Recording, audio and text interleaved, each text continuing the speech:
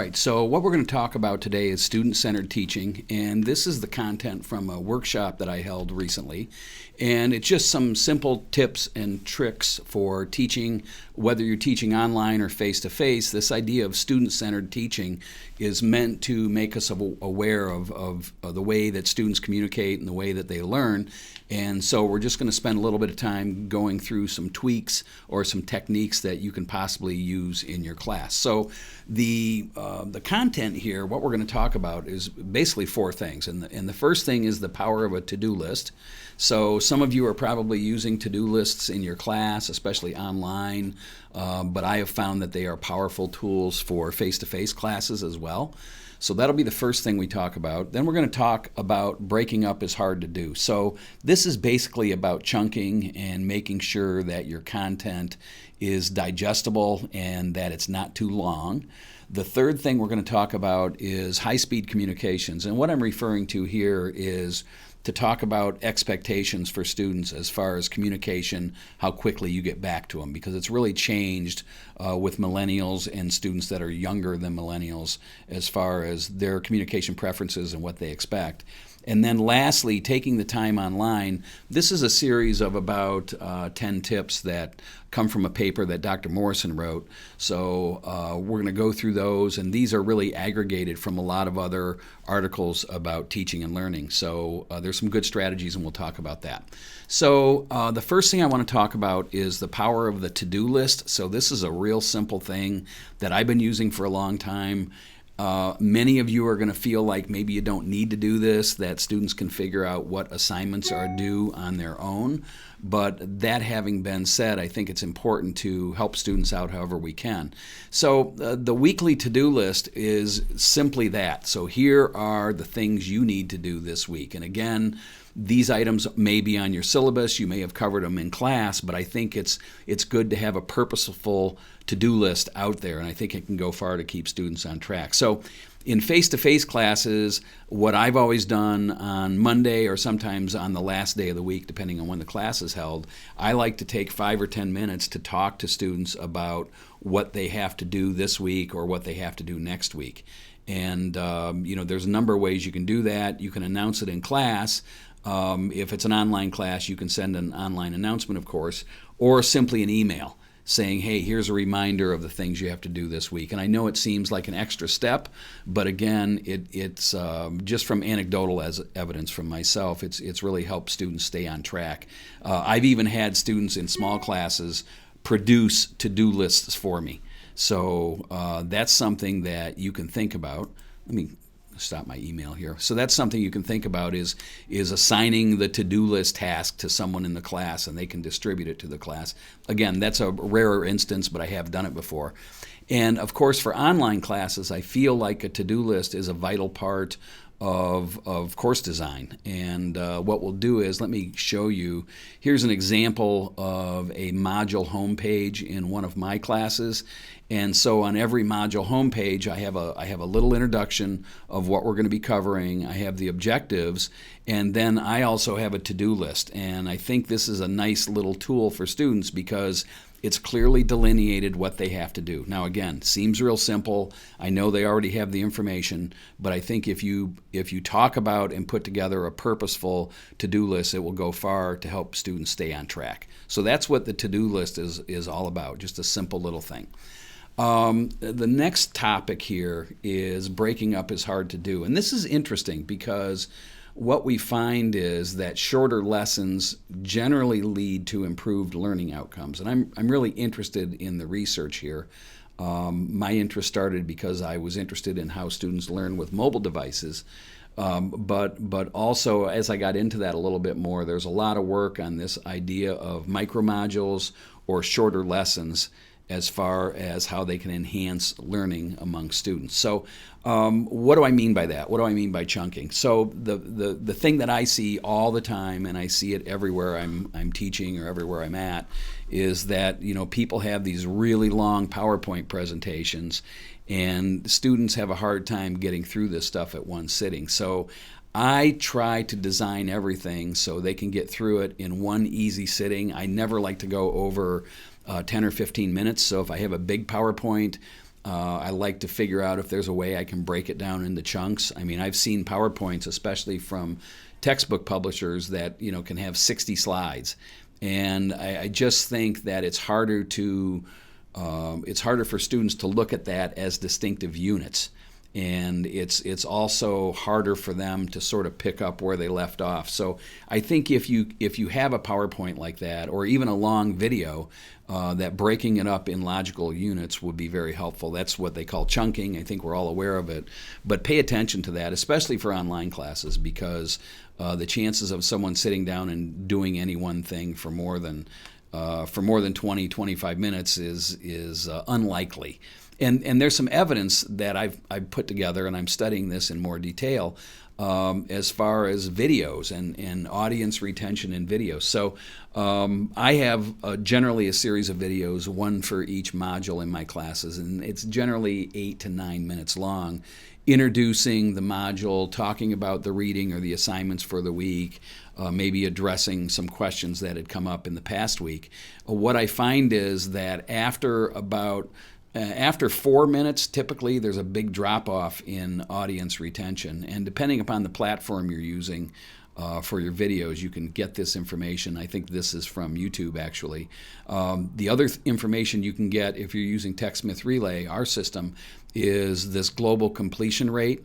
And again, these things kind of tie together, because you can see for an 8 or 9 minute video, sometimes the completed all the way through rate is less than 50%. Now, that's not always the case, but oftentimes it is. And when you look at that and you look at where people start dropping off, it's generally around the 4 to 5 minute range where you start losing people. And a lot of it has to do with how interesting the presentation is, how well you're doing. If it's boring and dry, keeping it lively certainly helps.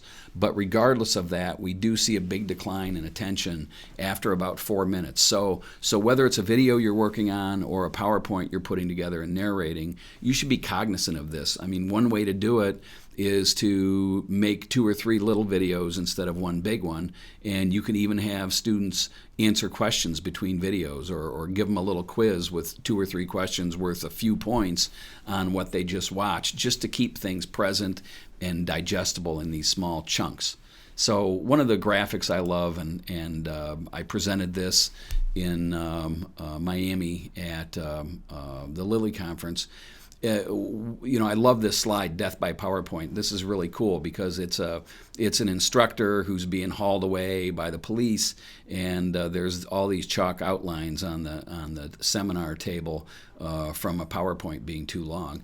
I see this all the time, and I'll tell you, if you have a lot of bullet points on a slide, or your PowerPoint's way too crowded, it's not going to be digestible or memorable for students. I found out a long time ago that 2 to 3 bullet points per page is probably the most you should do, and hopefully they'll remember those 2 or 3 things, and it will trigger some other information related to those bullet points. So again, avoid death by PowerPoint at all cost. Keep things so you can get through them in 10 minutes or less. If you have long PowerPoints right now, don't be afraid to break them up and throw some questions in between your presentations. It will really help your students. High-speed communication. So there's a lot of talk about students and the way students have changed over the years, and the fact that our teaching really hasn't changed since the university model in the early 1900s, where we're lecturing and lecturing, and we're getting back to students as quickly as we can. And when we have these long presentations, we're kind of doing things the same way we've always done them. But the biggest change is that students now, the millennials and even the younger generations, they have expectations of instant communication. And when you think about it, it makes a lot of sense. They are very adept and very used to using social media. They're texting a lot. They're using Snapchat a lot. And a lot of these platforms lend themselves for someone to get back to them right away. And if you text people, sometimes, depending upon the text communication, especially if it's personal, as soon as you text somebody, you're looking at your phone to try to determine, hey, are they writing back to me? Are they going to get back to me? So all of us in the tech world, in the mobile world, in the mobile phone world, kind of expect communications faster than we used to. So Immediate response time of text messages and instant messengers are kind of the norm now, and that's this first bullet point. So you need to be cognizant of that as far as how you communicate with students who are in your class. And there's an interesting poll that came out recently, and lack of interaction was one of the number one things identified about millennials as far as what they don't like about online learning. And this is also the case with face-to-face learning. So, it used to be, hey, get back to students within 24 to 48 hours via email.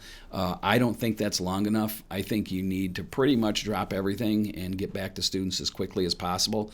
Now, the other issue here is that we all think, hey, students don't read emails. And that's probably true. Of all of these communication platforms, email is probably the most old-fashioned for students. And again, I know most of you use email. That's fine. It's smart to use email. You have a record of your communication. So even though it's not the best platform in the world as far as students are concerned, even if you're just using email, then get back to students as soon as possible. So I get back to students several times a day if I can, so they're not waiting back to hear from me. And also that kind of takes an excuse out of the mix. This idea that, hey, I had a question and you never got back to me, so now I'm late. So again, jump on communications. That's what millennials are used to. There's also this question of, can I communicate with my students via text messaging? And I do all the time because students are comfortable texting me back and forth. But at the same time, if there is anything that revolves an assignment or something specific about their grade or something else that might be important down the road, email's a good bet because you have a record of the conversation. So oftentimes if a student email or texts me, I'll get back to them via email, and I'll text them back and say, hey, great, here's what I need to know, or here's what you need to do. I'll send you an email outlining this. Please confirm receipt. So something like that. You can use email. I use text all the time, but if you're going to use texting, make sure you use email as well, so your information that you want to document is on paper, or I guess in the file somewhere via an email. The big point of this, not to belabor it, is just get back to people quickly. There's a lot of information out there that says, hey, get back to people within 48 hours. I think several times a day you should be monitoring and getting back to students. That's what they expect. Finally, I want to talk about some of these points, and this is really from Dr. Morrison, an article she wrote, and some of the best practices, and she's really talking here about what to do in online classes, but I can tell you these are good rules of thumb for face-to-face as well. And as you look at these things, you're going to say, hey, I'm doing a lot of this stuff now, and I'm sure you are, but it's just always good to have a refresher of some of the best practices for teaching online. So the first one is, don't be afraid to make them realize you have a sense of humor. And so Dr. Klar and some other people here at Mercy College have talked about teaching with humor, and I think it's really important. I think it helps students make a connection. It helps them memorize stuff because they're not just memorizing facts. Now all of a sudden their knowledge is starting to be constructed on something that they found humorous and memorable. So a sense of humor is a good thing. I know when Dr. Morrison was talking about this, she was talking about making videos online and how you can make a mistake on your video, or you can say something on your video and correct yourself and just show them that you're human and that you have a sense of humor. The second thing here is let them know that you know their name. So it's really important, especially in online classes, which can be impersonal, to refer to students by their names. And the other thing that Dr. Morrison talks about is when she has a discussion exercise, the introduce yourself discussion exercise, sometimes the nicknames will come up, or people will, or you can ask people, hey, let me know what your nickname is or what people call you. And that's kind of fun as well. It really, you sort of get the persona of the person there. And again, it gives you a better connection with the student. Be receptive to student concerns. And then this idea of it doesn't make you caved, but it makes you care, and there's a little typo there.